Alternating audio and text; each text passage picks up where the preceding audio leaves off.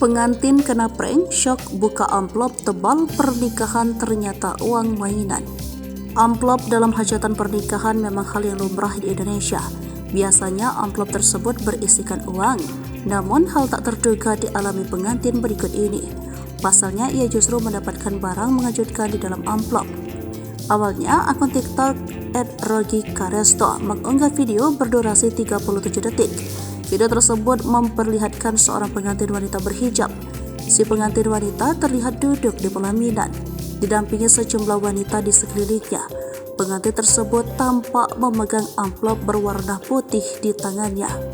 Ia hendak membukanya sambil direkam. Ketika nganten unboxing amplop, tulis keterangan video. Saat amplop dibuka, betapa terkejutnya si pengantin wanita. Ia mendapati amplop tersebut diisi uang mainan dengan nilai Rp50.000 dan Rp100.000. Melihat uang tersebut, si pengantin langsung tertawa ngakak. Teman-teman yang berada di lokasi terdengar syok. "Ih parah, serius, bohong kali. Coba lihat dalamnya," ujar seorang wanita yang merekam video.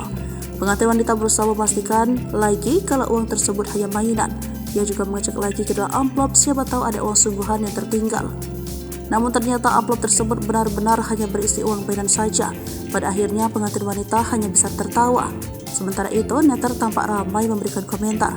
Ada yang mengaku pernah mengalami kejadian serupa.